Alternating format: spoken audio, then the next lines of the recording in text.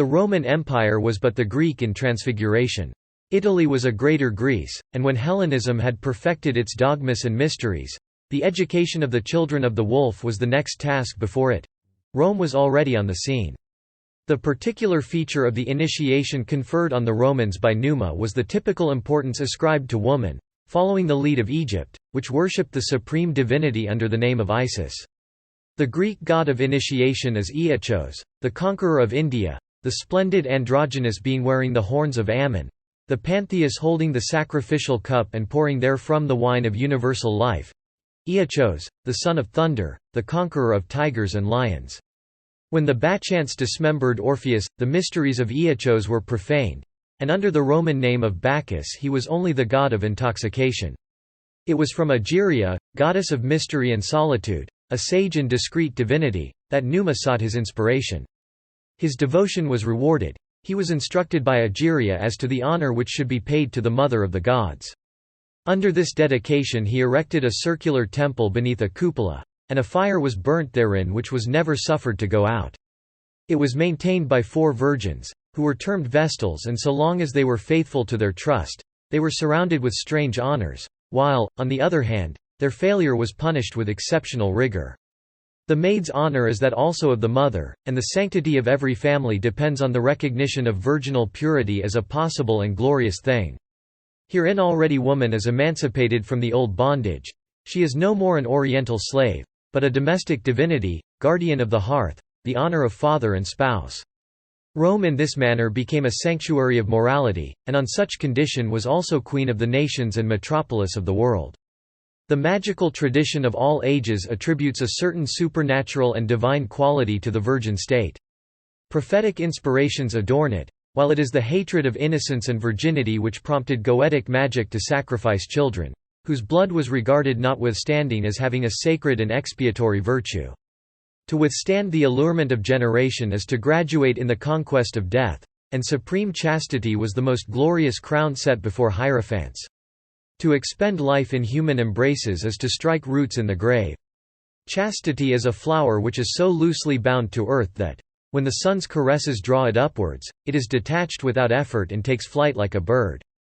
The sacred fire of the Vestals was a symbol of faith and of pure love. It was an emblem also of that universal agent, the terrible and electric nature of which Numa could produce and direct. If by culpable negligence the Vestals allowed their fire to die out, it could only be rekindled by the sun's rays or by lightning. It was renewed and consecrated at the beginning of each year, a custom perpetuated and observed among us on Easter Eve. Christianity has been wrongly accused of taking over all that was beautiful in anterior forms of worship. It is the last transfiguration of universal orthodoxy, and as such it has preserved whatsoever belonged to it, while rejecting dangerous practices and idle superstitions. Furthermore, the sacred fire represented love of country and the religion of the hearth. To this religion, and to the inviolability of the conjugal sanctuary, Lucretia offered herself in sacrifice. Lucretia personifies all the majesty of ancient Rome. She could doubtless have escaped outrage by abandoning her memory to slander, but good repute is a noblesse qui oblige. In the matter of honor a scandal is more deplorable than an indiscretion. Lucretia raised her dignity as a virtuous woman to the height of the priesthood by suffering an assault so that she might expiate and avenge it afterwards. It was in memory of this illustrious Roman lady that high initiation in the cultus of the fatherland and the hearth was entrusted to women, men being excluded. It was for them to learn in this manner that true love is that which inspires the most heroic sacrifices. They were taught that the real beauty of man is heroism and grandeur, that the woman capable of betraying or forsaking her husband blasts both her past and future and is branded on the forehead with the ineffaceable stain of a retrospective prostitution, aggravated further by perjury. To cease loving him to whom the flower of her youth has been given, is the greatest woe which can afflict the heart of a virtuous woman. But to publish it abroad is to falsify past innocence, to renounce probity of heart and integrity of honor. It is the last and most irreparable shame. Such was the religion of Rome. To the magic of such a moral code she owed all her greatness, and when marriage ceased to be sacred in her eyes, her decadence was at hand. In the days of Juvenal the mysteries of the Bona Dea are said to have been mysteries of impurity, which it may perhaps be possible to question, seeing that as women alone were admitted to these pretended orgies they must have betrayed themselves. But on the assumption that the charge is true, because anything seems possible after the reigns of Nero and Domitian, we can only conclude that the clean reign of the Mother of the Gods was over and was giving place to the popular, universal and purer worship of Mary, the Mother of God. Initiate of magical laws, and knowing the magnetic influences of communal life, Numa instituted colleges of priests and augurs, living under prescribed rules. This was the first idea of conventual institutions, which are one of the great powers of religion. Long anterior to this, the Jewish prophets were joined in sympathetic bonds, having prayer and inspiration in common. It would seem that Numa was acquainted with the traditions of Judea. His flamines and salii worked themselves into a state of exaltation by evolutions and dances recalling the performance of David before the ark. Numa did not establish new oracles intended to rival those of Delphos, but he instructed his priests especially in the art of auguries, which means that he acquainted them with a certain theory of presentiments and second sight, determined by secret laws of nature. We despise nowadays the art of soothsaying and portents, because we have lost the profound science of light and the universal analogies of its reflections.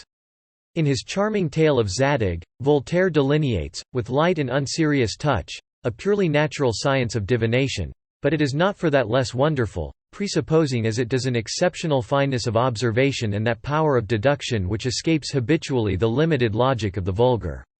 It is said that Parmenides, the master of Pythagoras, having tasted the water of a certain spring, predicted an approaching earthquake. The circumstance is not extraordinary, for the presence of a bituminous and sulphurous flavor in water may well have advised the philosopher of subterranean activities in the district.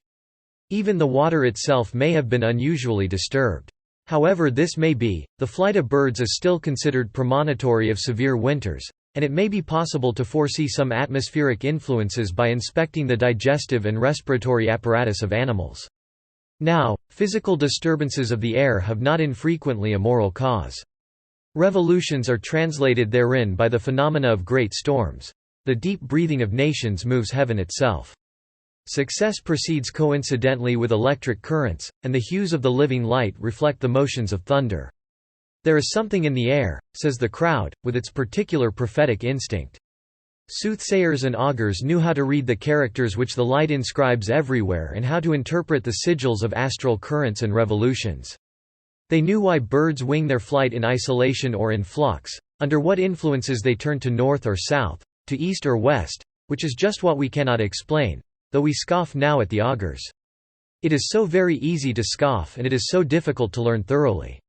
It was owing to such predetermined disparagement and to denial of what is not understood that men of parts, like Fontenelle, and men of learning, as Kircher, have written such intemperate things concerning the ancient oracles. Everything is craft and jugglery for strong minds of this order. They suppose automatic statues, concealed speaking trumpets and artificial echoes in the vaults of every temple. Why this eternal slander of the sanctuary?